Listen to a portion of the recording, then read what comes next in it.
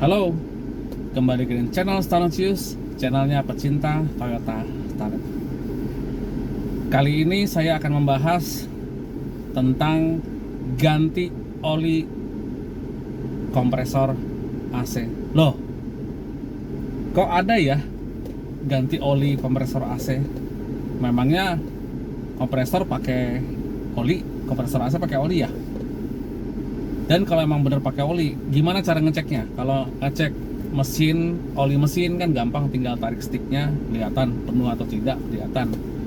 Ganti oli transmisi gampang, kelihatan, tinggal buka bautnya, tetap keluar semua.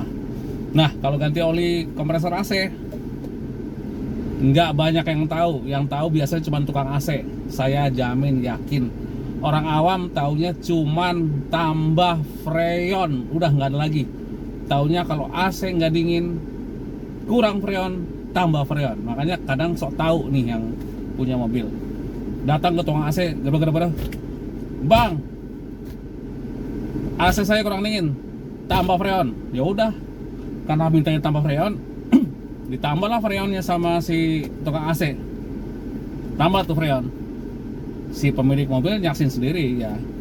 Ada botol freon ditambahin ya, 150.000 ya kan, tambah freon rata-rata 150.000 ya, rata-rata loh ya. Habis tambah freon, udah tuh jalan. Besok-besok dia datang lagi, itu si yang punya mobil, bang, kok udah tambah freon, mobil saya masih kurang dingin. Kalau lagi macet panas, begitu jalan baru dingin. Kebanyakan nggak dinginnya daripada dinginnya. Udah, akhirnya tukang AC bilang ya kemarin kan mintanya cuma tambah freon ya kan, ya saya tambahin freon sesuai permintaan. Kalau masalah dingin atau tidak bukan masalah freonnya, tapi masalah AC di mobil kamu, di mobil Anda ya. Jadi jangan salahkan tukang AC-nya karena mintanya tambah freon ya. Jadi sebetulnya gini, sistem AC mobil tuh sistem yang terintegrasi ya, nggak bisa kita pisahkan satu persatu. Nggak bisa kita bilang saya lupa nyalain AC mobil. Saya biasanya kalau nge-vlog di mobil AC harus nyala, kalau nggak nyala ya gerah ya kan. Ini AC saya juga tadinya nggak dingin, tapi saya udah coba dengan cara saya ganti oli kompresor AC. Tadinya nggak dingin, sekarang jadi dingin. Oke, kita sambungin tadi ya. Tadi sampai mana ya? Oh, masalah tadi tambah freon ya. Akhirnya si tukang AC bilang kalau mau AC-nya dingin ya, servis kompresor AC ya, servis kompresor AC semua walker semua, cuman biayanya 1 juta gitu misalkan. Terus si pemilik mobil, waduh mahal banget bang, nggak bisa kurang lagi. Ya udah kurangin 100.000 jadi 900.000. Oke. Akhirnya tapi nggak bisa kelar hari ini ya, tinggal aja ya. Ada tinggal tuh mobil ya. Si tukang AC cuma ketawa aja. AC nggak dingin, minta tambah freon. Kayak yang tahu aja soal AC gitu. Tukang AC sebenarnya ketawa loh kalau ada pemilik mobil yang datang tiba-tiba, bang tambah freon, AC saya kurang dingin. Itu sebenarnya ketawa. Bakal dijadikan calon korban buat si tukang AC itu sendiri. Iya dong, dia bakal jadi korban karena orang yang tahunya AC tambah freon itu biasanya nggak pernah tahu sistem kerja AC seperti apa ya. Akhirnya tukang AC ngerjain itu pemilik mobil. Lah tinggal dia tinggal buka control valve yang high pressure, buka control valve yang low pressure pakai alat ya. Terus kemudian divakum. Sebelum divakum dibuang dulu freon yang lama, buang sampai kosong, sampai nggak ada tekanan lagi. Setelah nggak ada tekanan, pakai alat analyzer, pasang di high dan low nya, pasang alat vakum. Alat vakum tuh menyedot ya, jadi di pipa AC itu semua nanti dibikin hampa udara, tidak boleh ada udara ya, jadi dibikin vakum sampai penunjuk alat itu menunjukkan angka minus 30 ya, rata-rata sih minus 30. Dari situ akan ketahuan kalau bila ada kebocoran, vakumnya itu akan berubah akan menurun ya. Yang tadi minus 30 bisa kembali ke 0 lagi, itu biasanya ada indikasi kebocoran. Tapi kalau nggak ada indikasi kebocoran, si tukang AC akan melanjutkan dengan cara menambahkan oli kompresor ya. Kira-kira ukurannya setengah gelas aqua, apa ya, setengah gelas aqua gelas ya, kan pernah lihat aqua gelas ya.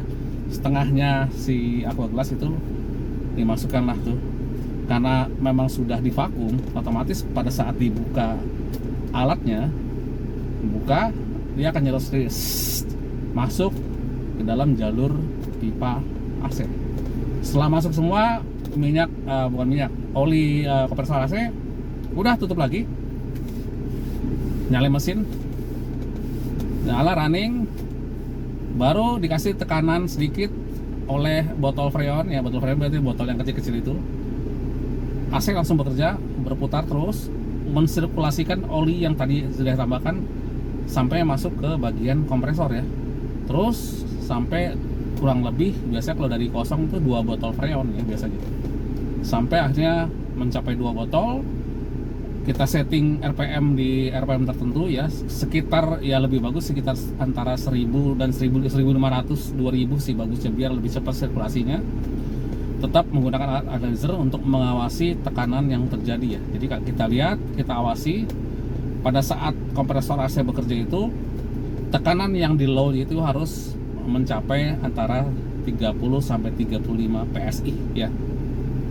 Untuk tekanan yang di high ya, itu harus antara 170 sampai 250, tapi biasanya sih nggak sampai 250. Biasanya kita cari aman jangan terlalu tinggi. Kita biasanya cari aman antara 170 sampai 180, karena bila terlalu tinggi tekanannya, kerja kompresor akan berat dan magnetic clutch juga akan jadi korban ya, sering akan jadi panas ya.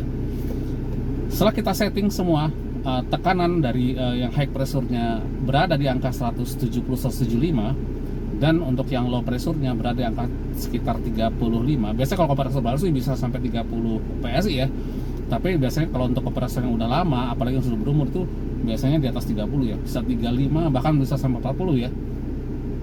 Coba terus disirkulasiin sekitar 20 menit, akhirnya tekanan yang low pressure akan mendekati angka 35 biasanya untuk kompresor yang udah berumur ya.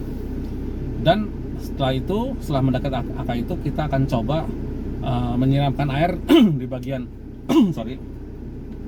kondensor AC yang di baliknya, yang di depannya si radiator ya. Kita siram dengan air, kita cek apakah kipas yang ada di depan kondensor itu berfungsi atau tidak.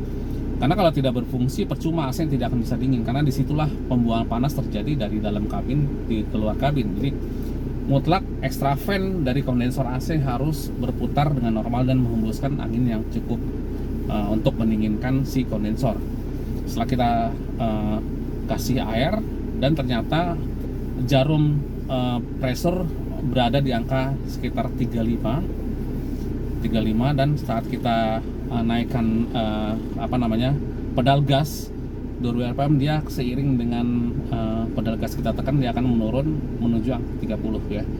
Jadi sebenarnya angka 30 itu adalah angka yang ideal sekali untuk AC mencapai kinerja terbaiknya. Artinya kalau AC dalam keadaan stasioner sudah bisa mencapai tekanan 30 PSI, itu dalam kondisi stasioner seperti ini aja juga AC itu sudah sangat dingin ya, sudah bisa mencapai suhu temperatur minus 5 derajat ya. Kalau itu di polin setelannya, termostatnya kita polin, itu bisa sampai minus 5 derajat ya. Itu kalau untuk kompresor yang kondisinya masih baru. Tapi kalau untuk kompresor yang sudah berumur, ya memang tidak bisa sampai 30 PSI. Dia biasanya ada antara 35-40. Tapi clue-nya di sini adalah apa ya? Karena kompresor itu sebenarnya sama ya dengan mesin, punya gerakan mekanis ya. Dia berputar sama seperti mesin, dia juga punya poros, punya piston, punya silinder ya. Kalau untuk kompresor, sistem kompresor di AC dia sama dengan mesin, dia ada pistonnya, ada silindernya. Nah, bagian piston ini dan dengan silinder ini biasanya sudah terjadi keausan ya. Entah itu ausnya aus karena emang sudah umur atau memang ausnya juga ada baret-baret halus ya, itu akan menyebabkan kemampuan kompresor itu jadi berkurang. Dan apa clue-nya di sini? Ternyata saat oli kita tambahkan ya di kompresor, oli ini akan menambah kemampuan si kompresor AC untuk memberikan tekanan lebih baik ya. Yang tadinya tekanannya bisa di atas 40, kalau udah 40 ke atas udah pasti biasanya AC nggak dingin. 40 ke atas dengan penambahan oli, dengan penggantian oli yang tentunya bagus ya. Biasanya kalau AC pakai oli yang ND Oil 9 ya, yang paling bagus tuh ND Oil 9, ND Oil 8 dan ND Oil 9. Kita bisa pilih yang ND Oil 9 yang lebih bagus, harganya juga lumayan mahal, makanya biasanya kita pakai yang ND Oil 9 untuk kinerja kompresor yang juga lebih baik. Setelah kita tambahkan oli, ternyata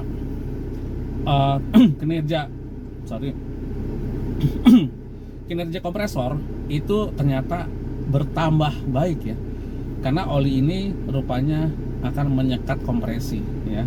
Celah-celah yang sangat kecil yang tadinya tidak tersekat sama sekali akan tersekat sama oli baru ini ya. Oli baru ini mirip-mirip kerjanya sama dengan mesin mobil. Mesin mobil juga tanpa oli juga kompresinya tentu saja nggak akan hilang, tidak akan padat seperti mobil-mobil yang biasanya ya.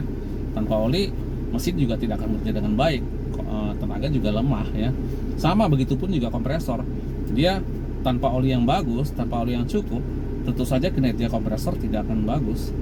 Akhirnya diganti oli, kita pasang lagi, ternyata hasilnya AC lebih dingin. Dan satu yang pemilik akan merasa dibodohin sama si tukang AC.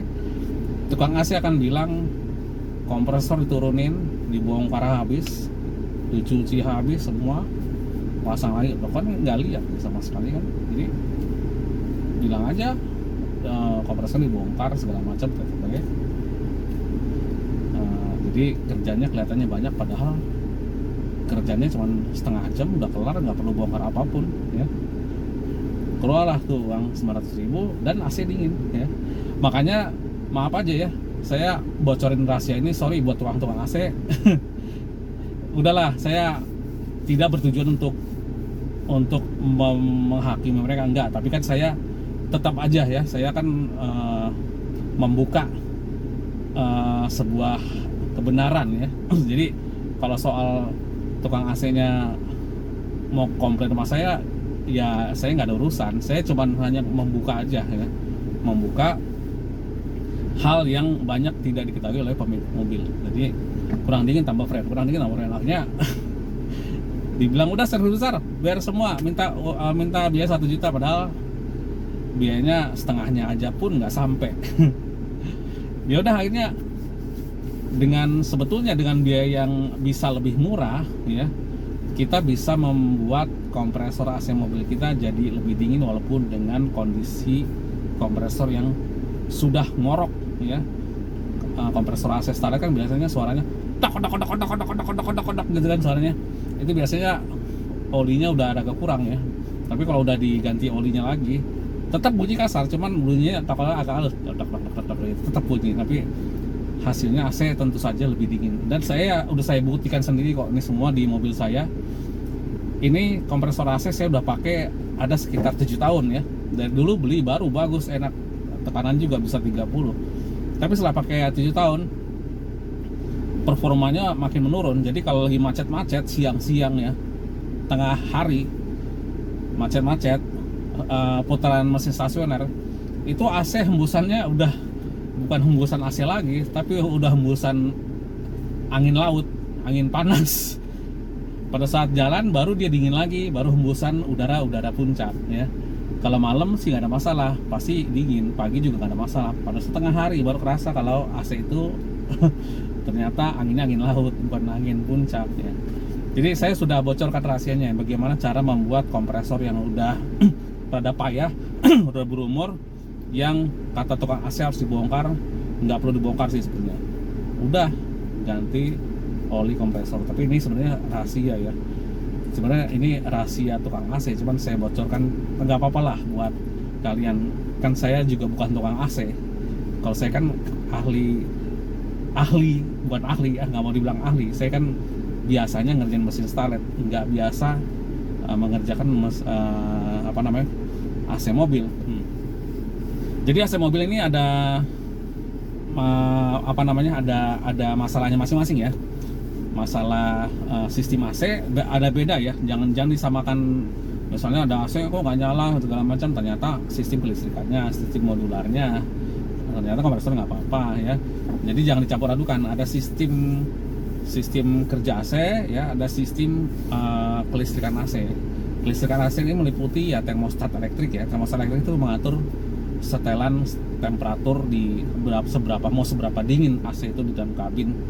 Ya, itu yang elektriknya ya. Jadi kalau ada masalah di elektrik juga bisa jadi bukan masalah dari kompresor, tapi masalah dari rangkaian elektroniknya. Bisa jadi rangkaian elektroniknya itu terganggu sehingga aliran yang harusnya ke magnetic clutch yang untuk menggerakkan kompresor AC tidak bisa sampai sana, hanya AC juga tidak bekerja. Atau bisa juga bagian dalam evaporator sarang tahunnya itu kotor sehingga nggak maksimal dan hembusan blower angin keluarnya nggak maksimal, jadi juga nggak dinginnya hanya di bagian evaporator aja ya. Oke, itu yang saya bisa berikan.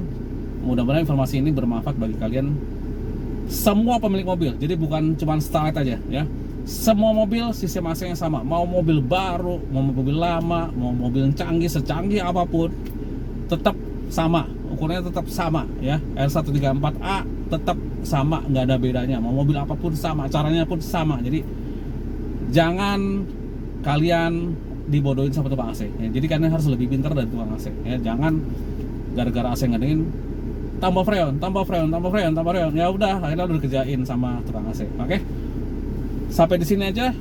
Nantikan video saya selanjutnya di channel Starlet. Dan akhirnya saya ucapkan salam Starlet.